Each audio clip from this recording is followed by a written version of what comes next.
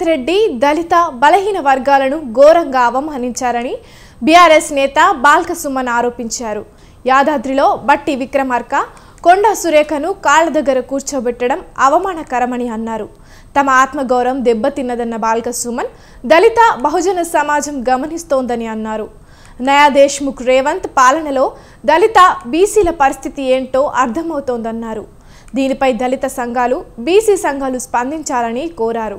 బట్టి విక్రమార్క అధికారులకు కత్తెర పెట్టారని, కక్షతో రేవంత్ రెడ్డి ఇలా చేశారని ఆరోపించారు.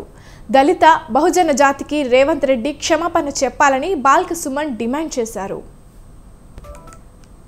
వాళ్ళ మా వర్గాల ఆత్మగౌరవాన్ని కించపరిచేటట్టుగా రేవంత్ రెడ్డి గారు వ్యవహరించినటువంటి తీరు చాలా దుర్మార్గం. మీరు ఇక్కడ చూసినట్టయితే ఈ ఫోటోలో రేవంత్ రెడ్డి గారి దంపతులు, ముఖ్యమంత్రి గారి దంపతులు, ఉత్తమ్ కుమార్ రెడ్డి గారు, కోమటిరెడ్డి వెంకటరెడ్డి గారు వీళ్ళేమో పైన కూర్చున్నారు. వీళ్ళ కాళ్ళ దగ్గర డిప్యూటీ సీఎంగా ఉన్నటువంటి దళిత వర్గాలకు చెందినటువంటి బిడ్డ, కాంగ్రెస్ పార్టీ సీనియర్ నాయకుడు బట్టి విక్రమార్క గారు వాళ్ళ కాళ్ళ దగ్గర కూర్చున్నటువంటి, అదేవిధంగా బలహీన వర్గాలకు చెందినటువంటి మంత్రి కొండా సురేఖ గారు, దేవాదాయ శాఖ మంత్రి, వారు కూడా వీళ్ళ కాళ్ళ దగ్గర, వీళ్ళేమో పైన కూర్చుంటారు.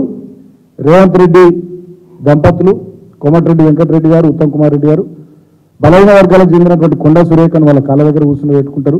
దళిత వర్గానికి సంబంధించినటువంటి బట్టి విక్రమార్క గారిని వాళ్ళ కాళ్ళ దగ్గర కూర్చుని పెట్టుకుని వల్ల యావత్ దళిత జాతిని, బడుగు బలహీన వర్గాలకు సంబంధించినటువంటి బీసీ జాతిని అవమానించారు. వెంటనే ఇవాళ నేను ముఖ్యమంత్రిని కోరుతా ఉన్నా, ఈ జరిగినటువంటి మీరు చేస్తున్నటువంటి మీ ఆచరణ ఇదంతా కూడా ఇవాళ దళిత జాతి, అదేవిధంగా బహుజన జాతి, బడుగు బలైన వర్గాల ప్రజానికం గమనిస్తూ ఉన్నారు. ఇవాళ మా